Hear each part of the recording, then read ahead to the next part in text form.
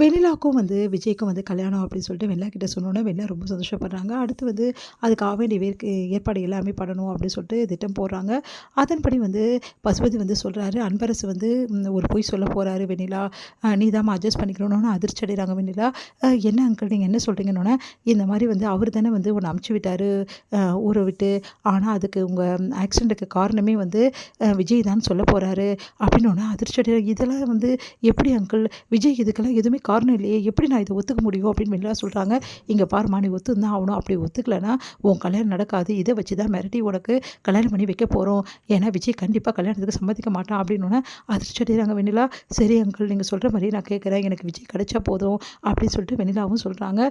இதை கேட்டு எல்லாருமே ரொம்ப சந்தோஷப்படுறாங்க. இது இங்கே கல்யாணத்துக்கான ஏற்பாடு எல்லாமே பண்ணிகிட்ருக்காங்க.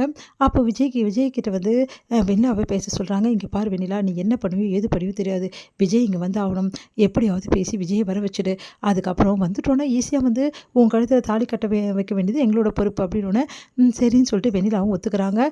அதன்படி விஜய் என்ன பண்ணுறாங்க, வெண்ணிலா ஃபோன் பண்ணுறாங்க விஜய்க்கு. விஜய் வெண்ணிலாவா, எதுக்கு ஃபோன் பண்ணுறா அப்படின்னு சொல்லிட்டு டென்ஷன் ஆகுறாரு. உடனே எதுக்காக ஃபோன் பண்ண அப்படின்னு, என்ன விஜய் இப்படி பேசுகிற, நான் உனக்கு ஃபோன் பண்ணக்கூடாதா, இங்கே பாரு நான் ஏற்கனவே சொல்லிட்டேன் நீ வீட்டை விட்டு போக சொல்லி, ஆனால் நீ இன்னமும் வீட்டில் இருந்து என்னை தொல்லை பண்ணிகிட்டே இருக்க, தயவுசெய்து வீட்டை விட்டு போ, உன்னை கெஞ்சி கேட்குறேன், இதனால் எனக்கும் காவேரியும் நானும் நிம்மதியாக போய் வாழ முடியல அப்படின்றாங்க. இங்கே பாரு விஜய், நீ இப்போ உடனே உன்னை நான் பார்க்கணும் அப்படின்றாங்க. அதெல்லாம் நான் பார்க்க முடியாது, நீ உன்னை பார்க்குறதுக்கு என்னால் முடியாது அப்படின்றாங்க. இங்கே பாரு விஜய், ப்ளீஸ் விஜய், ஒரே ஒரு வாட்டி என்னை பார்த்துட்டு போ, உங்ககிட்ட நான் மனசு திறந்து நிறைய விஷயங்கள் பேச வேண்டியது இருக்குது, எதுவாக இருந்தாலும் பேசிவிட்டு அப்புறம் முடிவு பண்ணிக்கலாம் அப்படின்னு அதிர்ச்சி அடைகிறாங்க.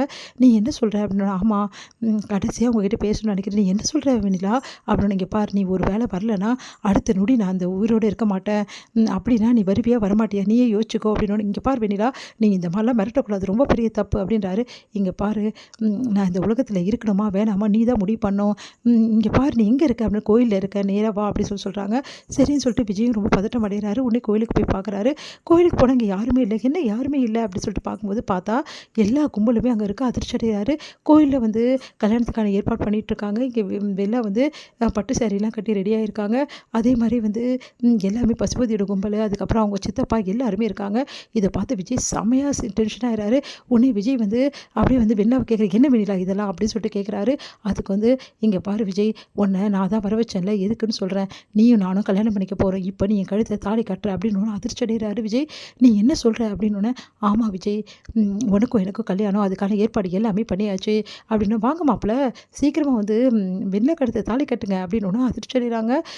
நீ என்ன சொல்கிறீங்க அப்படின்னு சொல்லிட்டு சொன்னோன்னே உடனே வெண்ணாவோட மாமா எங்களுக்கு வேறு வழி தெரியல, அதனால தான் இப்படி பண்ணுங்க, பாருங்கள் என்ன நினச்சிட்டு இருக்கீங்க எல்லாரும், நான் சின்ன குழந்தையா, நீங்கள் மிரட்டினா நான் உடனே தாலி கட்டுறதுக்கு, அதெல்லாம் இந்த ஜென்மத்தை நடக்காது, எனக்கு ஆல்ரெடி கல்யாணம் ஆகிடுச்சு, நான் எப்படி தாலி கட்டுவேன், நீங்கள் எந்த நம்பிக்கையில் பசு நீங்கள் இதெல்லாம் ஏற்பாடு பண்ணீங்க அப்படின்னோடனே, எல்லாம் வேற ஒரு நம்பிக்கையில் தான், சொல்லுங்கள் சமந்தி அப்படின்னோடனே, இங்கே பாருப்பா, எல்லாருக்கிட்டையுமே நான் ஒரு விஷயம் தான் சொல்ல போகிறேன் அப்படின்னோடனே எல்லாருமே அங்கே கூடிடுறாங்க. இவங்க யார் தெரியுதா, வெண்ணாவோட சொந்தக்காரங்க தான்.